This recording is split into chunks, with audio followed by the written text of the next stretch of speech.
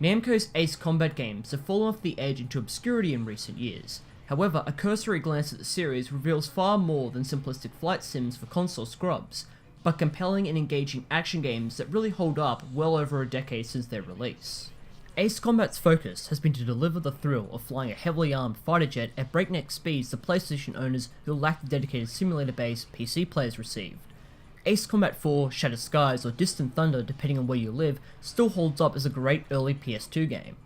One of the biggest ways AC manages to stand out against the typically bog-standard vehicle sims of the era was by having a very strong narrative in place that gave your actions a lot more weight and meaning.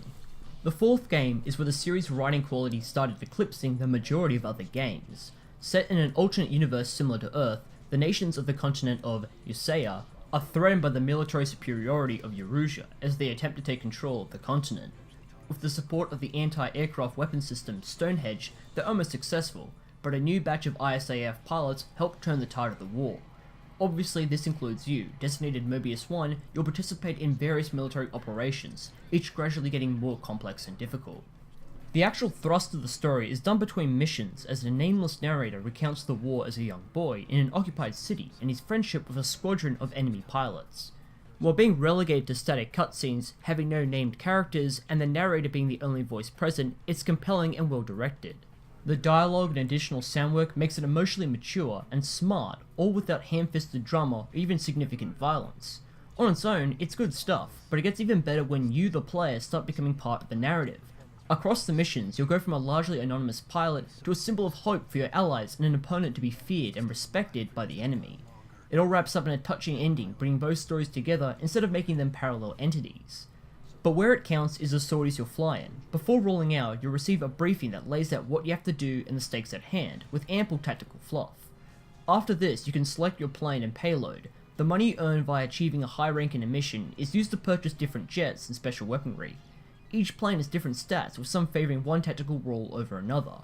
If one stage's goals involve multiple ground targets, then an anti-ground aircraft with accurate air-to-surface missiles should be the preferred choice, while at the cost of air manoeuvrability.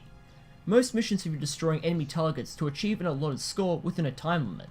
Now the words time limit might cause some cancer, however you're always given sufficient time to complete all your objectives, and then some to get a high rank. Objectives can variate to reflect the story, like having you retreat from an enemy counterattack early on when your side is at a distinct disadvantage, before the roles becoming flipped later on as the victors become decided. Occasionally scripted set-piece moments will come up, but these are in the minority. Piloting is both quite simple and satisfying. I haven't played that many flight sims, but AC feels more like a 360-degree shooter than actually flying a military-grade jet. You can maneuver easily without fear of stalling or suffering the effects of turbulence unless you try really hard.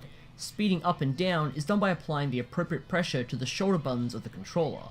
The face buttons manage locking onto a target, enlarging the size of the map, and firing your weapons. The thumbsticks control movement of the plane and the camera. An extremely helpful touch is the easy switching of camera perspectives between third and first person, even removing the HUD for accurate flying and bombing runs. The first person mode is really immersive, allowing you to look all around the cockpit, which will differ depending on aircraft. It gives a nice sense of realism and weight to the flying. The arcadey aspects of combat comes into focus when you realise you're stocked up with dozens of missiles, which only require you to lock onto a target before firing away. Of course, airborne targets are harder to hit, more so for the advanced and skilled enemy pilots, so you need to find that sweet spot between distance and speed while tracking your target. It's easy to expend a large payload for niche results, so patience is key. You've also got a machine gun you can chip away the enemy armor with. Unfortunately, I rarely used it as I always had plenty of rockets, and you have to be way more precise to hit them with it. Avoiding damage is a matter of swift moves and listening to the prompts given over the radio.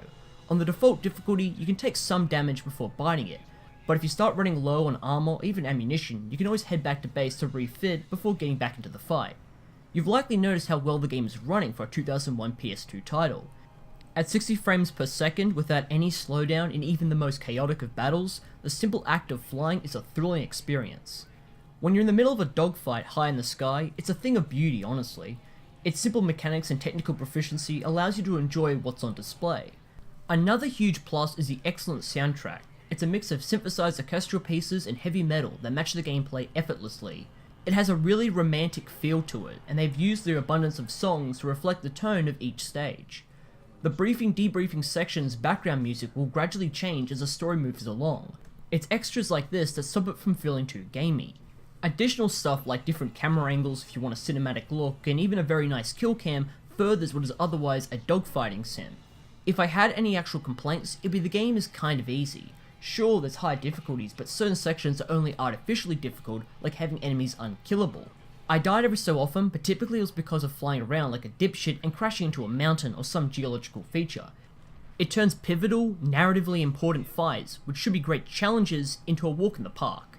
The story mode can be finished in about 6 to 8 hours, but these are hours worth spending, and I prefer a good compacted game over ones that try to reuse bullshit as actual blastability. Yeah, I'm in the recommended camp, obviously.